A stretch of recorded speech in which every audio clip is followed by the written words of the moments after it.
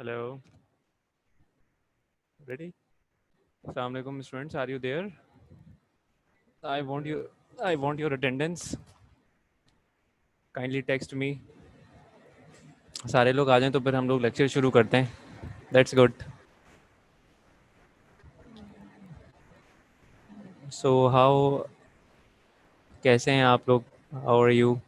Everything is good and fine at your home. I hope everything is fine at your residence. Right. You need to stay safe because the present situation in the city is not really good. So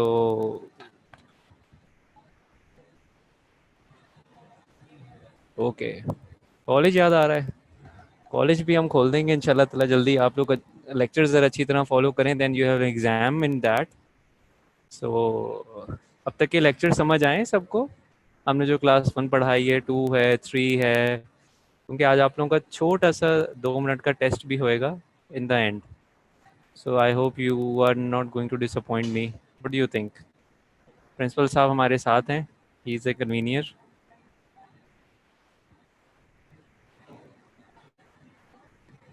Should we start the lecture? Everybody is listening to me.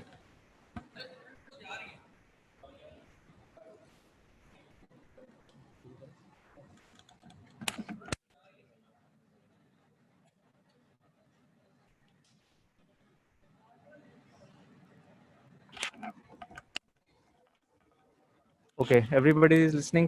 We are starting the lecture. Bismillahirrahmanirrahim. Okay, today we are going to start with the class for cavity preparation. I hope you all remember the class 1, 2, 3, 5. Now today we have the class 4 presentation. Before discussing the class 4, I would like you to define the anatomy of the tooth, the anterior tooth, which is very much important. You can easily see whenever you are supposed to open your mouth, you first see the tooth in front of you is basically the anterior tooth, which is the incisor, lateral incisors, canine. So these are basically the anterior tooth. So before starting with the class 4, I would like to define some of the basic clinical features or identifiable features so that you can easily understand the what about the caries, where the caries lesion is exactly present. Okay. If there is any question, if there is any question, just text me and stop me anywhere, wherever you like, any one of you. Okay. And the question is open for all of you. Okay, this is basically anterior tooth, right? You can all see, if you can see, this is basically the root of a tooth, and this is the clinical portion or the crown portion, which you can easily visualize whenever you're supposed to open your mouth, right? You can only see that portion.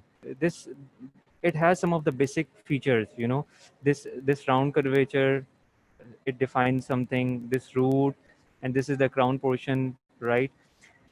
Okay, what is basically, first of all, here the labeling shows that we have the mesial lobe, then we have the middle mesial lobe, and then we have the distal lobe. So what are basically the lobes? Why they are important, and why we start this with the with the lobe feature on that diagrammatic presentation. Secondly, we have labial developmental depressions. These are basically the depressions. As the name shows, depression is like an area that goes down, or it's somehow it goes down in a way that it forms a valley. You all remember like an Indus Valley is like between the mountain. So just imagine that way, that these, yeah, it is like a concavity. You can say that it is a concavity, but like, say for example, these are two mountains, and this is basically Indus Valley. Although it is not an Indus Valley, it is a developmental depression, right? So what are basically the lobes, and what are the depressions? As I've told you earlier, depressions are simple anatomical features that are present normally on a healthy tooth. That tooth does, this has to be present on every tooth. Why it is so much important? But because whenever you are supposed to do the filling or the restoration of a tooth, you build the tooth with the restorative material or the filling material, like in the same manner that the natural tooth has. Like say for example, if you're supposed to build that area, that whole area with the filling material, your filling material should contain, or the design should contain that, that depression. If you won't be able to design that developmental depression, or you can say that you are unable to design that features, it won't match like a natural tooth. So if the tooth, or if the restorative material, you do the restorative material or the filling material on a tooth in such a manner that it should closely resemble the anatomical features of the crown, the original crown, before and after.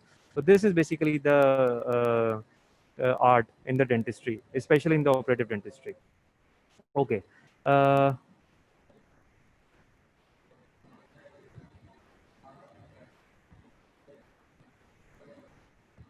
okay. This is basically a lobe. Okay, what is basically the lobe? Lobe is one of the primary sections of formation in the development of the crown. Lobe is one of the primary section of the formation in the development of the crown. Cusp and the mamelons are representative of the lobes, right? So what is basically the lobe? Like these are basically the primary sections. During the development of a tooth, the tooth form in such a manner that it ultimately, or it would result in the formation of that lobe. Lobe is like, it's, you can say, like, you resemble it like a bean. If you can see the bean, like a peanut or some peanut on the top side, it resembles somehow like that, but it can only form during the development of the tooth, or during the formation, or during the formative stages of the tooth. They basically form the lobes and the developmental depressions, right? Okay. Then what are basically the mamelons? Mamelons are the three rounded protuberances found on the incisal edges of the newly erupted incisor teeth. Okay, I would like to clear one thing, like these lobes, if you can remember, these lobes were present on the posterior tooth, right? Also, so there on the posterior tooth, the meaning of the lobes are same, right, as like on the anterior tooth, right? So the lobes is basically a common feature. This is like, say for example, if you can see in this feature, in this diagram, this is on the anterior tooth, this is lobe 1, this is lobe 2, this is lobe 3, right? Say for example, this is the mesial lobe, this is the middle lobe, and this is the distal lobe, right? Same feature you can see on the posterior tooth. Posterior tooth, we have the 1 lobe, 2 lobe, 3 lobe, 4 lobes. Or here, this is something very clear. Okay, I am pointing on this tooth, right? Can anybody tell me either this is a mandibular molar, or either this is a maxillary molar? I need you to answer this, right? This is a molar, mandibular, or the maxillary?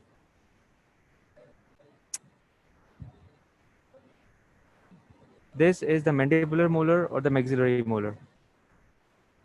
Are you sure about this? This is the mandibular molar. Don't copy each other. सबकी class होनी है. Okay. 5 cusp, right?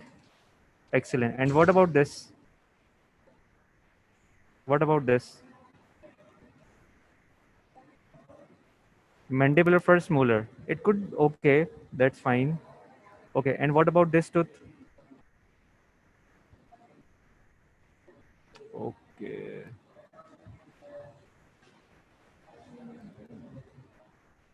बच्चों को screen नहीं नजर आ रही है.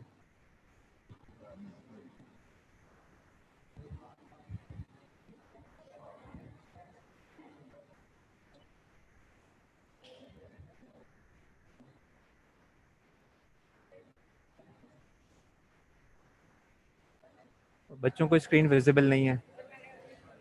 हैं? स्क्रीन विजिबल नहीं है बच्चों को ना.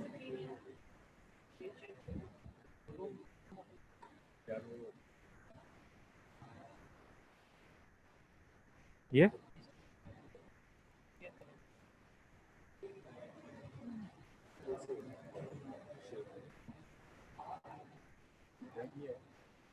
स्क्रीन शेयर की है ना बच्चों. हाँ जी जी, वो मेरे पे है। ठीक है, हाँ जी, ये कौन सा है? I mean what is this kind of molar?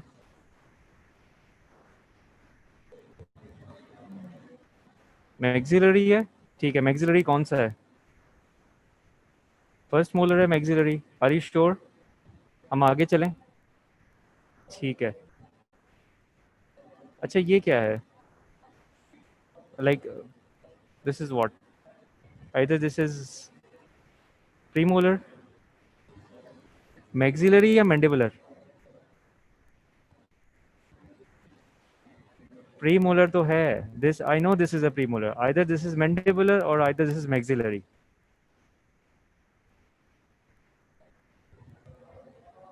Maxillary premolar.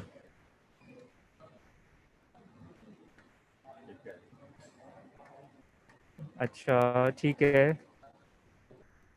अच्छा, ये मैक्सिलरी प्रीमोलर है, it's not a mandibular. Okay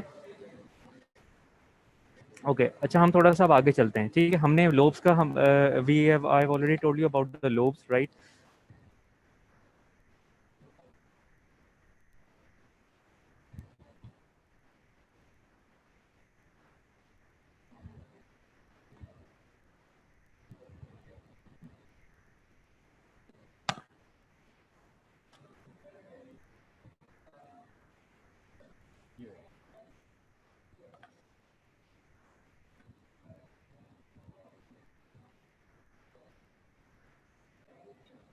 ठीक है, स्क्रीन सबको शेयर हो रही है? ठीक है, चलें जी। ठीक है।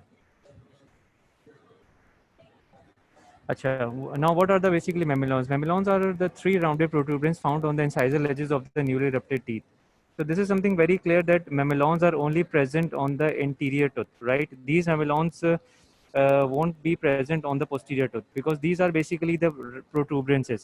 Why I am telling you about this mamelons? Why I am telling you about the lobes? This is basically a concept that these mamelons are present on only the incisal edges. When you are supposed to build the anatomy of the anterior tooth, you need to design your restoration in such a manner that you can easily visualize that कुछ restoration में कुछ इस तरह तो हो ना कि आपको मेमेलॉन्स कहीं नजर तो आए, although they fade off by the time when the chewing pattern, by the time whenever you're supposed to grind your tooth, your chewing habits, they basically wear off, and ultimately when they wear off, they the tooth anatomy would be like that. Okay. Now coming on the next, what are basically the mamelons? So again, I already told you earlier, these are basically this is facial side, like the side which is present on the left side, and this is basically the side behind this is the palatal side, right? So from the facial side, we have the distofacial lobe. The distofacial lobe is basically that lobe that is present. Suppose like we have lateral incisor here and we have central incisor here. So that side which is present or which is near to the central incisor is referred as the mesial side, while the distal side is that side that is present beyond that midline or beyond that central incisor, but it is close to the lateral incisor. So that's why it is distal side. So the distal side and is facial side. So it is referred as the distofacial lobe, right? This is basically a central lobe, right? And this is basically a mesophacial lobe. And here, these are two depressions, right? And these are basically the mamelons. Mamelons are basically, it's like a bridges. You know, you saw an X, you know, जिसके वो दाने बने होते हैं. Exactly, they are two or three in number on the incisal edges of a tooth. Okay, what are basically the developmental lobes, right? Here we have, this is like we have developmental lobes. What is basically a developmental lobe? Each tooth begins to develop from four or more growth centers or developmental lobes, right? Anterior tooth or maxillary premolars develop from four lobes, three labial and one lingual. As the lobes grow, they coalesce. Coalesce means they join. The lines formed by the fusion are called the developmental grooves. Yes, that's good. If you know about the anatomy of a tooth, it is very easy for me to give you this lecture. If you have any question, just stop me, okay? Okay, these lines are formed by the fusion called developmental grooves. This is very much important. Mamelons are the incisal ridges, as you already know about this. The lingual lobe makes them to the cingulum of a tooth. So now we have the lobes on the lingual side.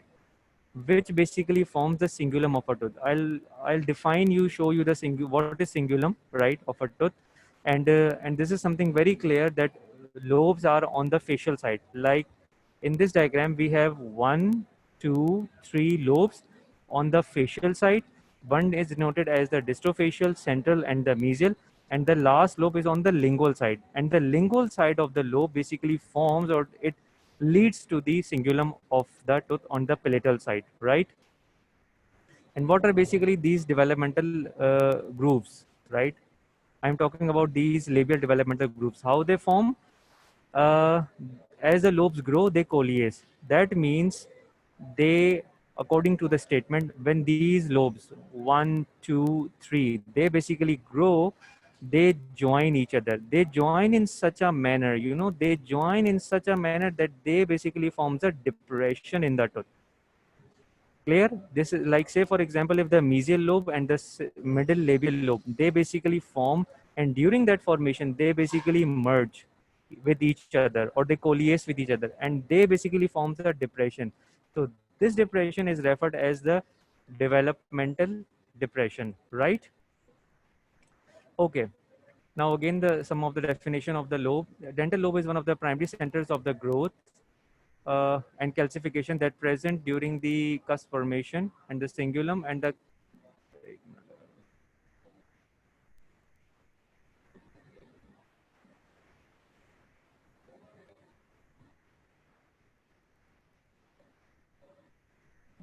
मैं इसको ऊपर लाना चाह रहा हूँ.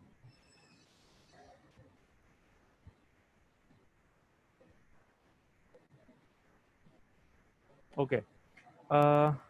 सिंगुलम and the cusp are mature forms. अच्छा, okay. Now इस statement की तरफ जरा गौर करना है. सिंगुलम and the cusp are the mature forms of the lobes in the anterior and the posterior teeth. So that means we have different kind of the lobes. Anterior tooth, we have on the facial side we have 3 lobes, and on the palatal side we have 1 lobe, right?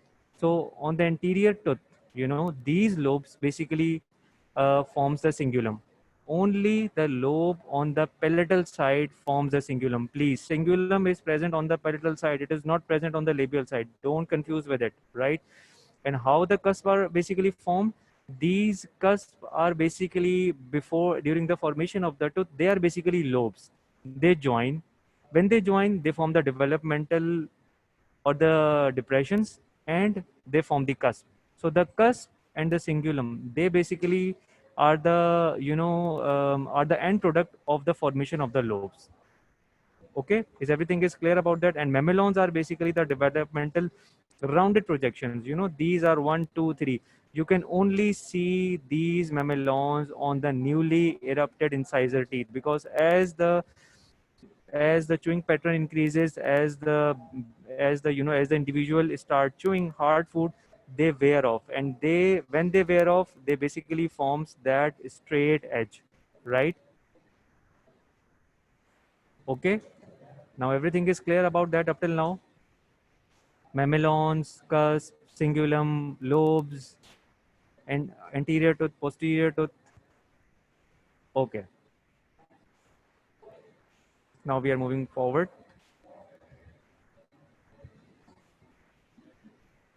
Okay. What is the, here you see lobes and here you don't see any lobes, right? So what is the difference? I mean, there you have lobes and there you don't have the lobes, right? What is basically the difference? I mean, what happened? I mean, this is the same clinical picture, you know. The Here we have mamelons, but here we won't have any mamelon. What is the reason behind that? Yes, mamelons are present. Dentition is changed. No, dentition is not changed. No, dentition is not changed. I mean, you can easily see the mamelons, right? On the lower incisors and the upper incisor, but here you don't see any kind of the mamelon. Why is that?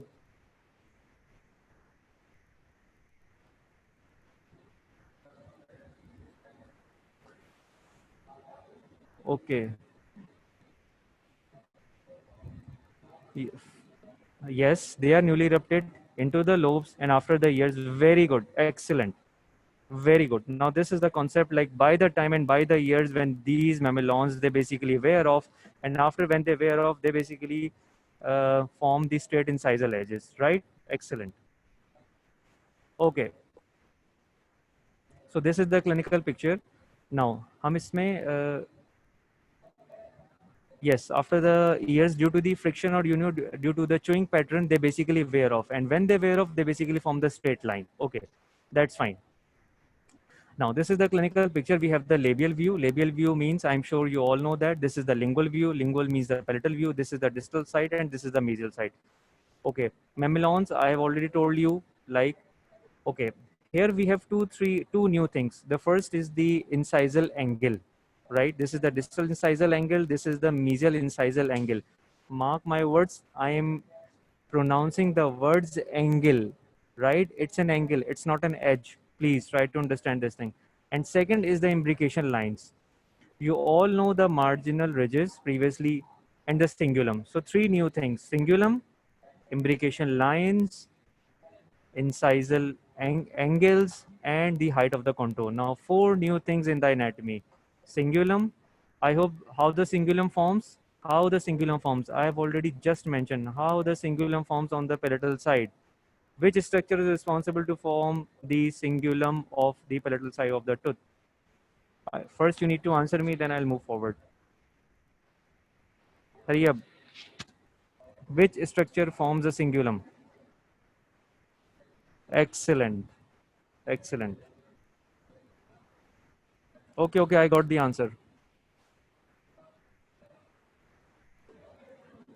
Right. Okay. Now we are supposed to move forward on the imbrication lines, right? First, secondly, incisal angle, third, height of the contour, and what else we have? No, we don't. We have just three things. Okay, okay, that's fine. I know. Okay, what is?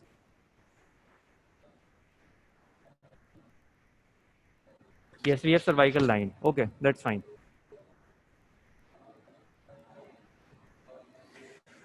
What is imbrication lines? Transverse wave-like grooves, external manifestation of the striae of the trapezius, lie parallel to each other. These are basically a small wave-like grooves. You know, they lie parallel to each other, 30 centimeter, 10 on the 10 per millimeter near occlusal or the incisal edge of the surface, irregular. Okay, these are basically, you know, during the formation of a tooth, they basically forms a line. You know, during the formation of a tooth, these are basically the slight lines. They are not grooves, they are not depressions, they are not anything. They are just a kind of a lines. You know, these are the you can understand in such a manner that if you are watching your hands, you can see so many lines, right? So these are the perichymate. These are basically the imbrication lines that are present on the cervical area. This is basically a cervical area, right? So the imbrication lines would be on that side, and imbrication lines would be only and only you can visualize on the labial side, not on the lingual side, right? Okay. Second, what we have the height of the contour. How we can define it? It is the line. It is a line encircling a tooth in a more horizontal plane. This is a horizontal plane representing its greater circumference. Circumference means like it represent that kind of an area of a tooth that is bulgy, you know, or that has the maximum circumference, right? So this is basically the height of the contour. Height of the contour is defined as the, you know, you can see, or you can imagine that in the horizontal plane, this is an horizontal plane, this is the vertical plane. So if you can pass an imaginary line from like say for example, if you can pass a major line from that area, you know, from horizontal plane, here we have the maximum bulge, here we have the maximum bulge, here we have the maximum bulge, you know, maximum circumference. This is the height of the contour. That height of the contour would be on the, you can refer it as the buccal side or the lingual side. It all depends, like if you are watching on the buccal side, right, or on the lingual side, right? But you can see, you can only visualize, or you can only imagine that this height of the contour, you know, this maximum circumference can easily be visualized if you see the tooth on the mesial or the distal side. You cannot easily appreciate the height of the contour, the height of the contour on the labial or the lingual or the palatal side, right? Only mesial and the distal side you can easily see the height of the contour, right? And this is basically a cervical line. This is a cervical line. After the cervical line, we have the start point of the root. Cervical line is basically a line that is a differentiation between, not a very strict kind of differentiation between the tooth and the root, but this is the border line, right? So height of the contour, we are clear about that. This is the cervical line. This cervical line is clear on every tooth, right? Okay. And imbrication lines. Are we done with three? Then we are supposed to move the angles. Should we move forward?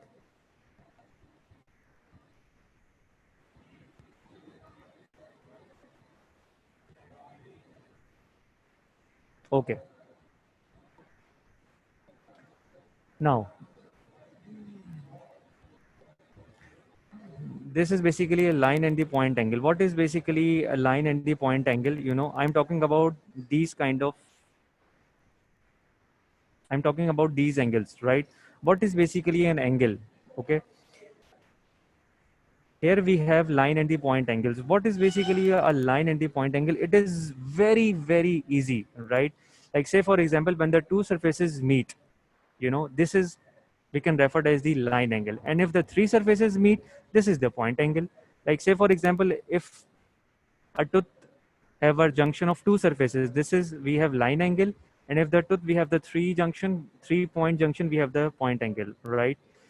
Okay. Now, first of all, we have the line angle. Okay. What is the mesiolabial? Like, what is the mesiolabial? Like, say, for example, this is the mesial side, right? And this is the labial side. You know, I mean, this is the mesial. Here, this is the mesial surface, and labial, this is the whole surface is labial. So the two line meet at the mesiolabial angle. What is mesiolingual? Mesiolingual means this is the mesial side and the lingual side of the whole tooth. They meet at, it's just like a one, just like a one point, right? Then we have the labioincisal. This is, we have the incisal area, and this is the labial side. Here we have the linguoincisal, means the lingual side, and then the incisal edges, right? So the, when the two surfaces meet, we have the line angles, right? And when the three surfaces meet, we have the point angles. Should we move forward? Everybody is clear about that? The line angles.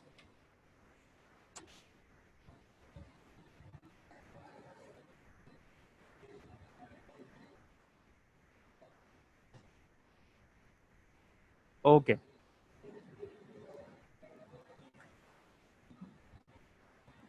Now we have point angle.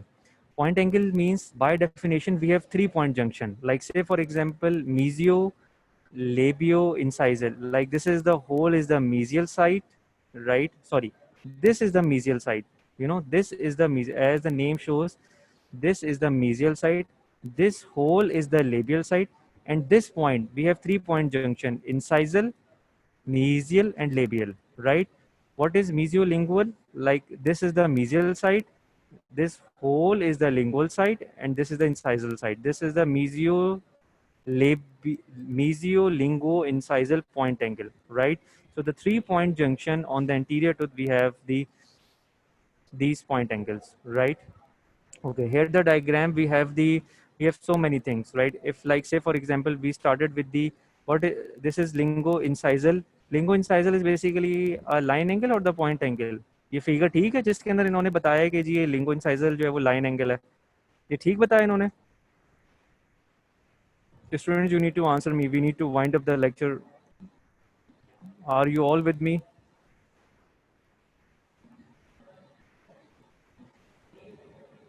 Okay, this is the line angle. Uh-huh. Right. So the line angle means we have 2 point junction, and the point angle means we have 3 point junction on the tooth. Okay. Okay. Now we have cingulum. I think I'm not supposed to define the cingulum because everybody knows that the cingulum is present on the palatal side or the labial side. Answer me quickly, quickly.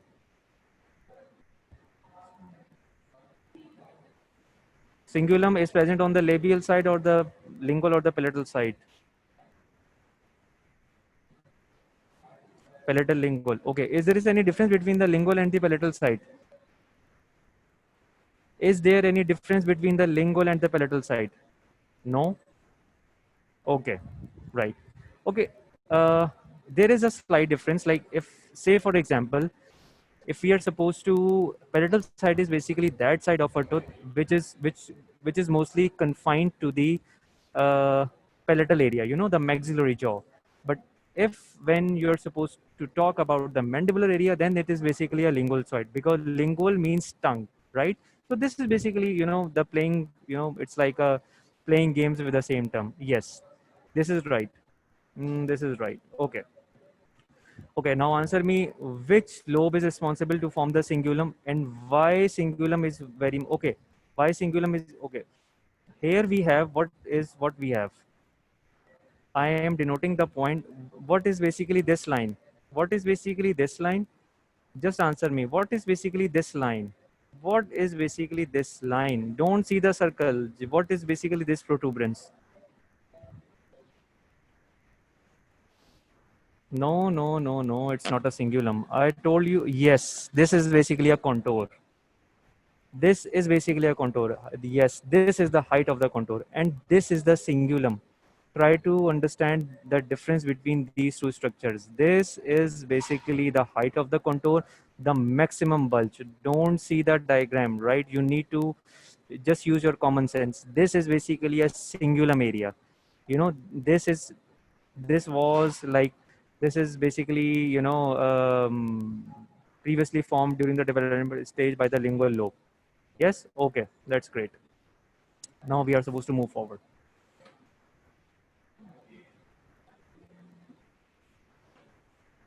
Okay, developmental supplemental grooves. What is basically that bit? I am sure when we are discussing the, the class one cavity, you all mention, you should remember what is basically a developmental pit. How the pit is basically formed. When the fissures won't be able to meet, they form basically a pit. And what is basically a fossa? Fossa is basically a depression. Lingual pit, yes. Lingual pit, or you can say it's like a palatal pit, right? Okay, and what is basically a fossa? What is basically a fossa? Fossa is like a depression or the concavity or what?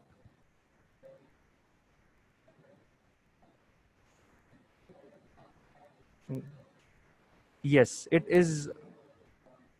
Yes, it is a depression. It is sort of a depression. Okay.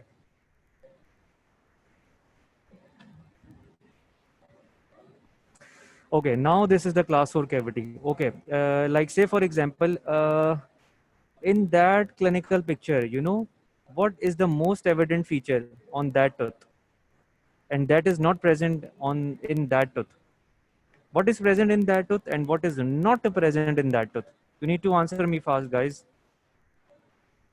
What is that? Yes, yes, it's mamelons. Great. Okay.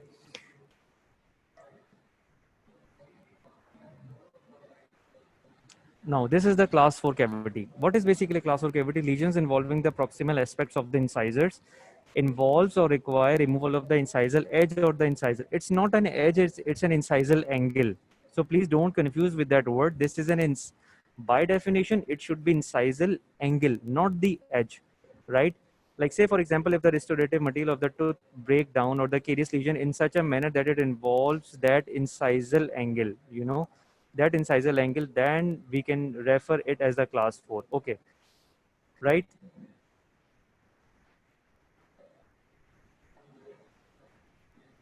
Here we have, this is the class 4. It involves the incisal angle.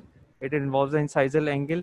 Here we have a fracture tooth. It doesn't matter. Class 4 can be confined to that area. Class 4 can be confined, can be presented as that area. And class 4 can be presented as that area. So we have three kind of variations. Okay, don't confuse and don't find out the carious lesions or, the class or presentation exact only and only like this, or like this. It can be a variation of the three or four, right? Okay, what is basically a tooth preparation?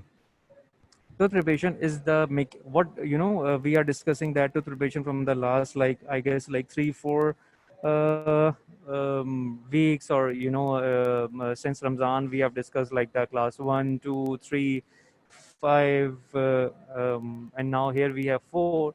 So what is basically a tooth preparation? Tooth preparation is the mechanical alternation of a defective, injured, or decreased tooth to receive a restorative material that reestablishes a healthy state for the tooth, including static corrections when indicated and normal function. So what agar hum isko, like say for example, if we define that tooth preparation in a very layman term, so how we are going to define it, it's like we are going to prepare the tooth mechanically in order to remove all of the defected, caries, or the injured part of the the tooth, so that we are going to place our restorative material or the filling material on in that hole or in that cavity in order to restore the function of that tooth. Like say for example, anterior tooth has the function of aesthetics and incising or biting the food, while the posterior teeth have different functions. So basically the tooth preparation is like,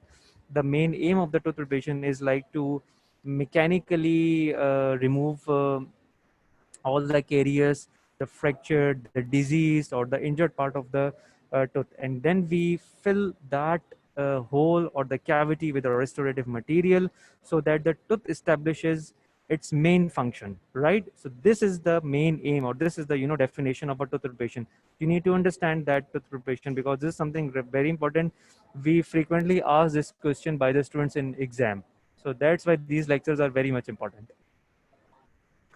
Okay, students, anything you are confused up till now about mamelons or anything, like, please ask me so that we are very close to end up the lecture.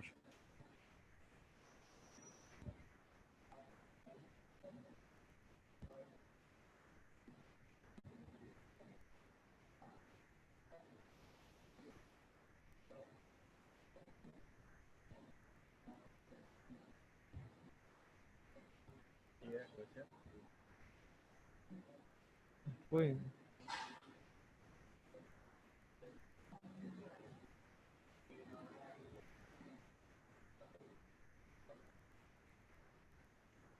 All clear? Everything is clear? I think only one student says that everything is clear. All are either they are, all of them, they are confused, or I don't know, you are not, you guys are not listening. You're really getting these lectures. I mean, we are putting so much effort in making these lectures. We came all the way, from different our, we have clinics and we are all busy clinicians. So please try to understand this thing. If you're unclear about anything, just ask me. You guys कुछ are so नहीं. much blessed that we have principal with us.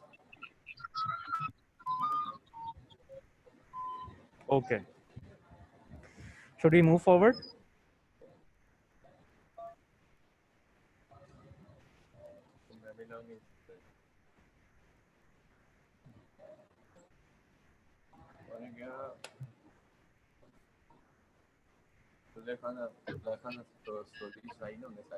Hmm.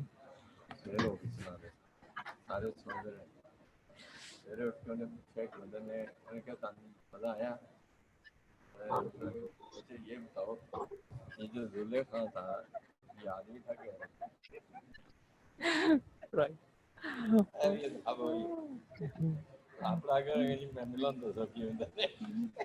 नहीं नहीं उसको पता लग गया उसने हमें. Okay. Now we have moved forward. Sorry.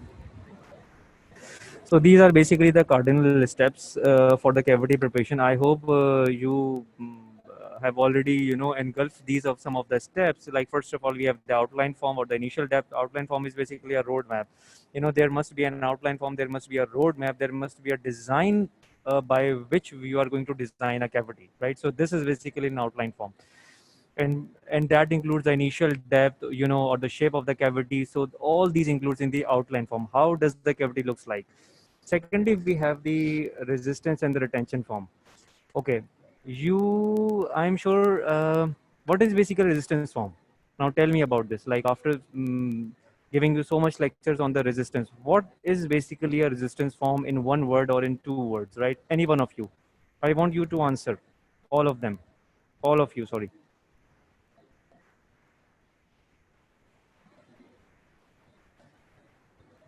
What is basically a resistance form?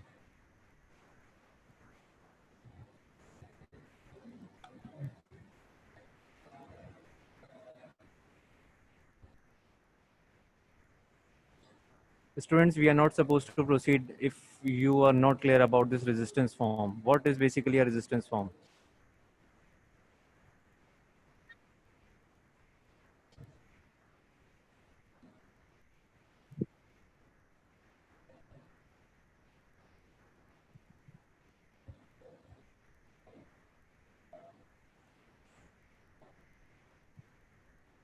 No.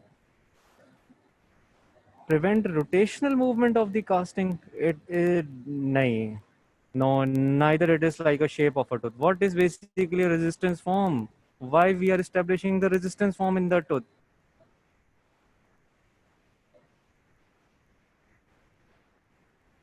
Yes. Somehow you are right to withstand the masticatory forces in order to prevent from the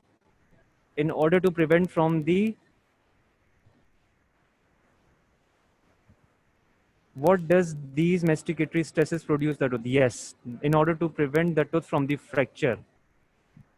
Yes, like resist. Yes, this is like the concept. Like resistance form is that form of the cavity. There, we are supposed to prevent the tooth from being fractured, from against the many forces, right? And what is basically the retention form? Why we are supposed to give the retention form of the cavity? Students, we need to answer. You need to answer. Yes, retain of the restoration. That means the yes, no.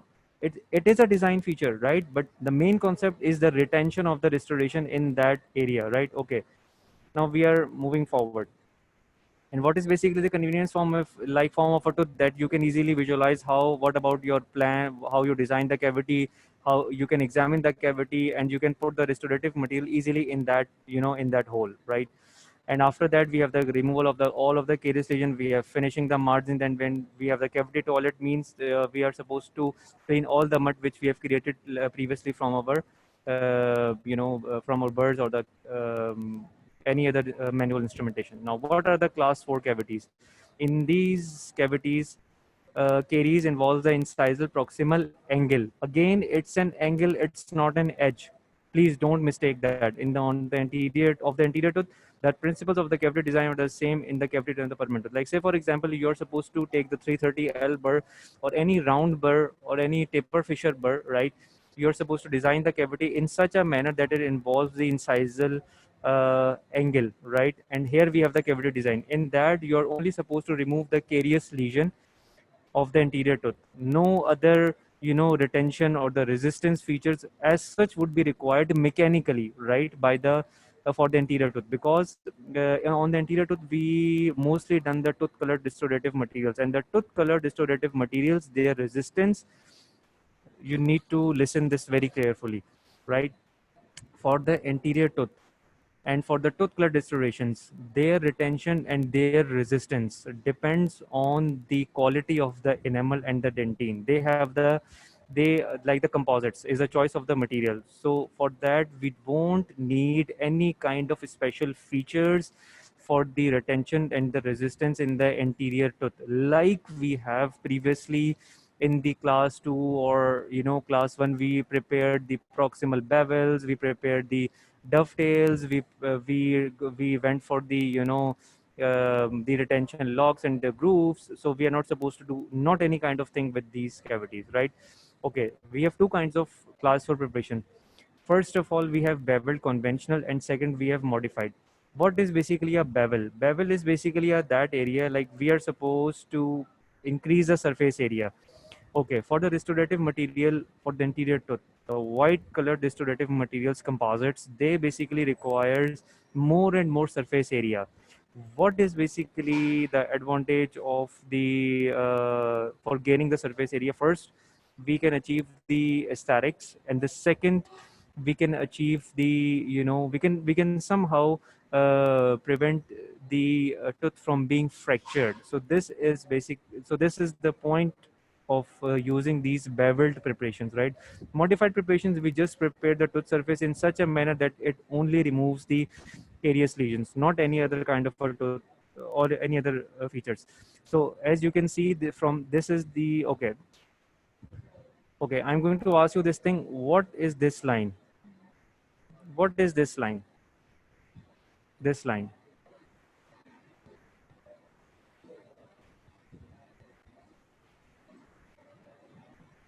Okay. Uh, and what is that area? What is that area? This is cingulum. Are you guys serious about this? This is cingulum. This is cingulum, this maximum circumference, this maximum circumference. Yes, this is right. Okay, it's okay, fine, no problem. Okay. Uh, Now we have two kinds of preparation. First, that includes the beveled preparation, and second is basically a modified. Modified means we can involve the incisal edges or just remove the carious regions. Okay. Now, that tooth preparation, that conventional and the beveled. Here we have the second point. Retention and the resistant features are needed. Why? Design beveled enamel margins with conventional design. Cavo surface margin would be 45 beveled, 90 on non-beveled surface. So what is basically the cavo surface margin?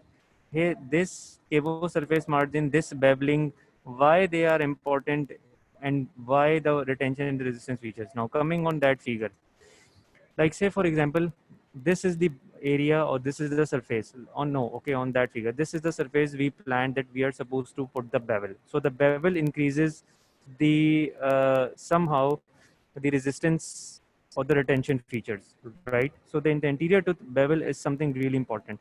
The bevel would be of how much degree?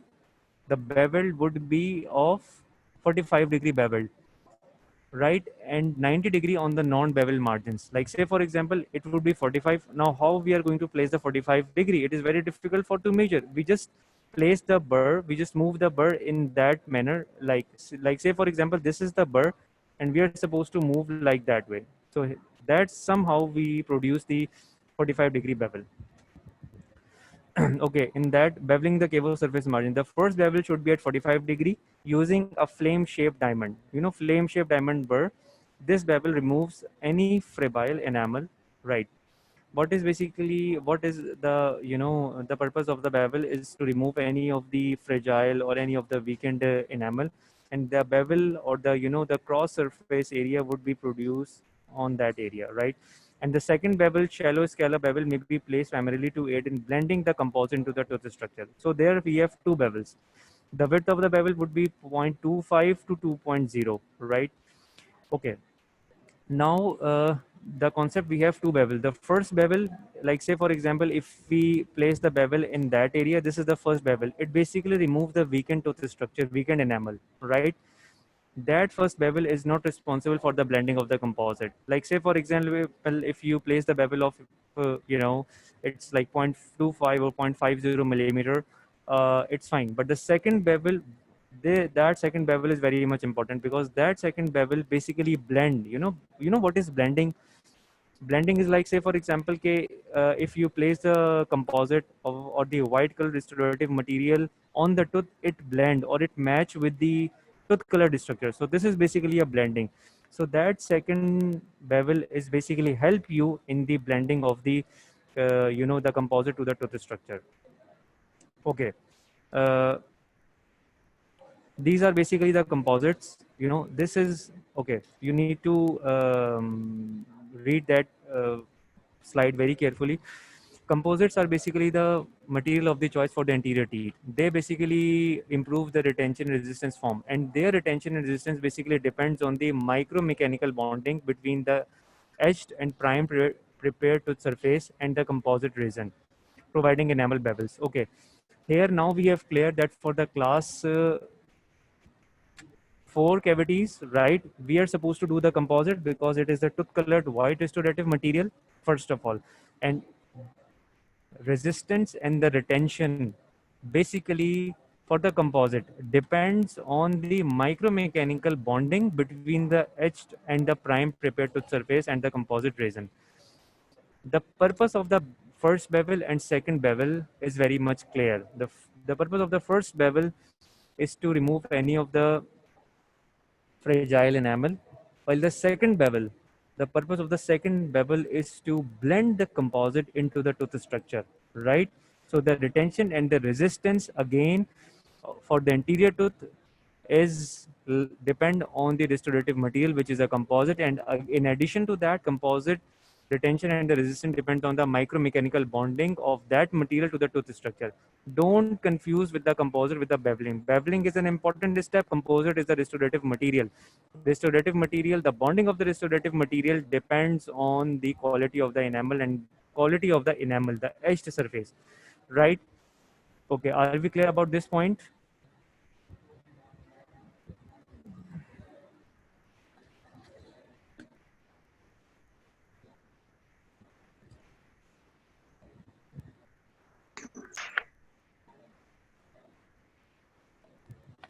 Okay, just tell me one thing.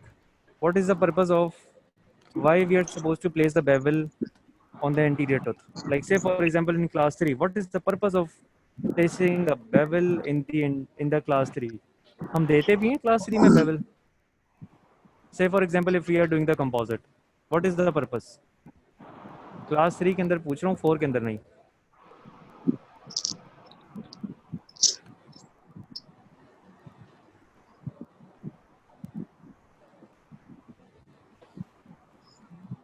What is the purpose? Students, hurry up. We won't have much time.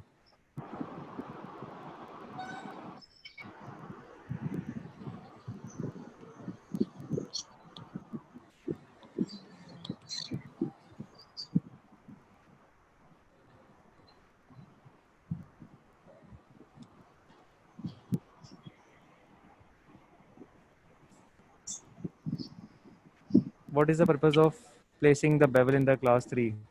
देते भी हैं नहीं देते. उसके बाद आपका एक छोटा सा 1 मिनट का टेस्ट है. Then we are supposed to wind up the lecture.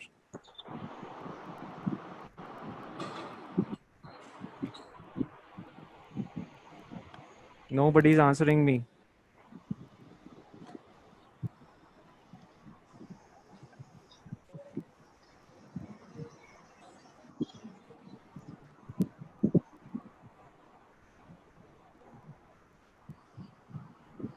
Okay, somebody answer me is that the bevels are flexible extension of the cavity preparation in allowing the inclusion.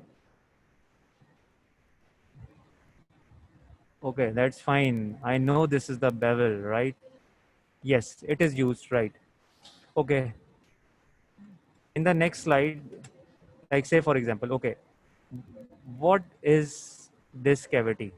What is this cavity? You need to answer me first. What is this cavity? What is this cavity? This is class 1 or class 2 or what? What about this cavity?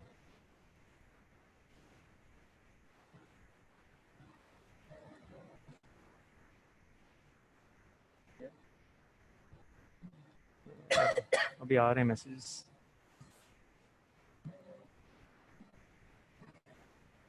The students, we need to wind up the lecture. Give me answer. What about this carious lesion? This is 1, 2 or what?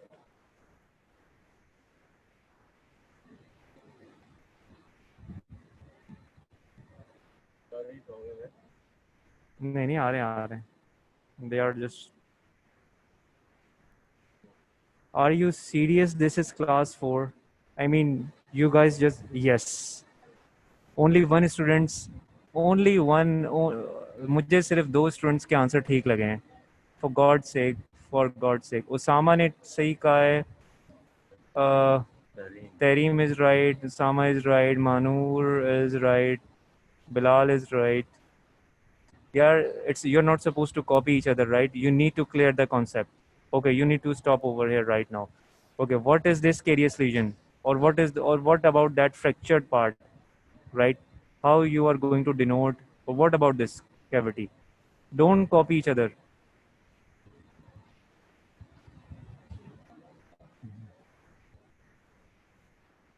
ठीक है सही जा रहे हो. Copy नहीं करना एक दूसरे को, ठीक है? You need to clear the concept, वरना मैंने एग्जाम में प्रिंसिपल साहब ने सबको फेल कर देना है.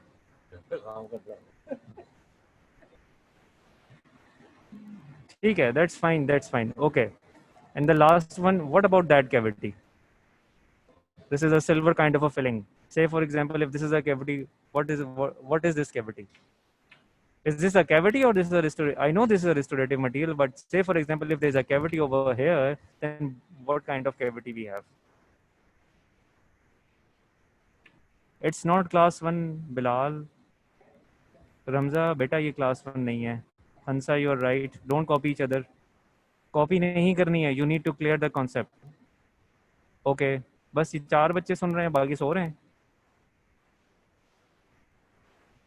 ये सही कह रहे हैं बच्चे. Okay. Okay, now my last question. You need to hear me very carefully. Right? My last question is, this is the class 5 cavity.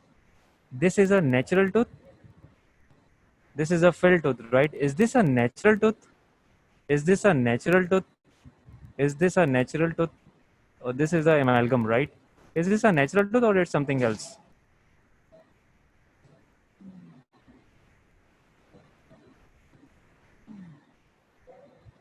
Is this a natural tooth or is there is something wrong in that picture?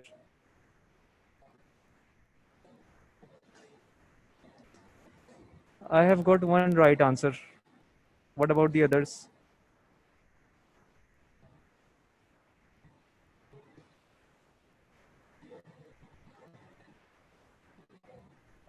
I only get the one right answer. Is this a natural tooth or what is this? There is something, yes, it doesn't look like natural tooth. Yes, it is not a natural tooth. Then what? If it is not a natural tooth, then it is what?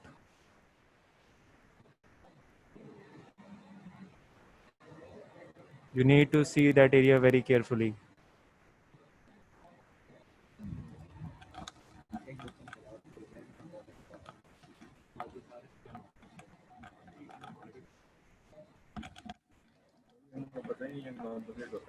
नहीं नहीं बता दिया.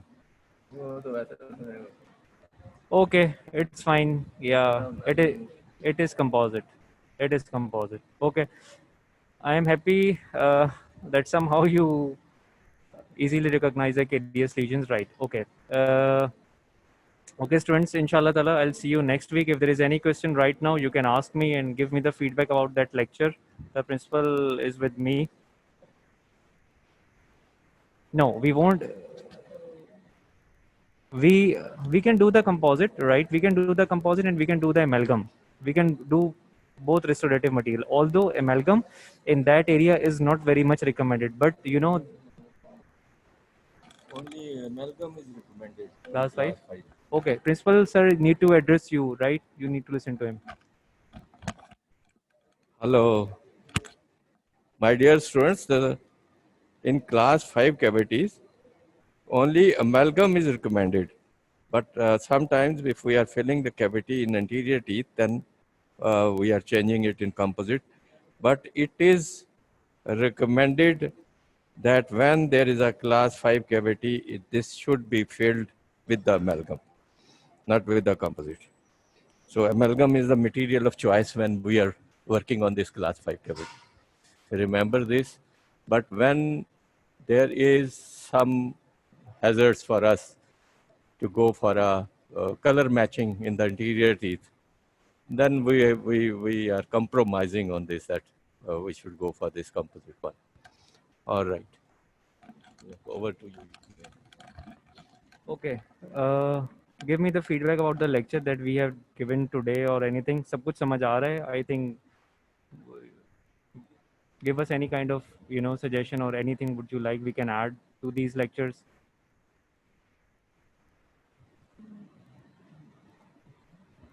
Yeah. Any logic for using amalgam specifically? This is a good question which you are asking us, that what is the logic behind this, that why we are recommending amalgam in class 5 cavities. All other materials except this amalgam, they shrink when they set. But the amalgam is the only material till now in the industry which expand on setting. So when we are working on a class 5 cavity on a cervical margins, the stress and strain coming on this area. Only amalgam is the material which can bear all these stress and strain on this particular area. Otherwise, other all material which are very good material for the cosmetic reason, they shrink and they are not able to withstand with the masticatory forces. So this is why we are recommending for class 5 cavity the amalgam, and we are always recommending on the distal side of the canine. Again, we recommend amalgam because the masticatory forces on that particular area, on canine, distal side of the canine, that masticatory, we will discuss one day about it, that what are the directions of the masticatory forces on that particular areas and why and how to overcome on that. So distal side of the canine and class 5 cavity is recommended to fill in amalgam, not in other materials. All right? Give us any kind of feedback. You know, the principal is with me, so that we अगर कुछ समझ नहीं आता है तो we can improve, or like we can make something like कि आपको कुछ चीज़ें समझ आए. Are you satisfied with all those lectures?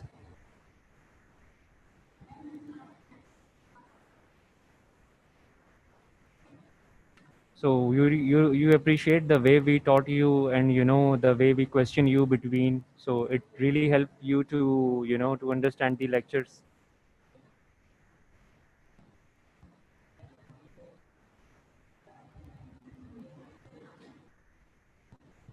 Okay, I really appreciate the you know, online lecture is really good. So okay, students, I'll see you inshallah ta'ala next week with some other lecture. So I hope everything will be fine with all you guys. Stay safe and stay blessed. Okay, good afternoon. Allah Hafiz. Yeah. Nice. Oh, but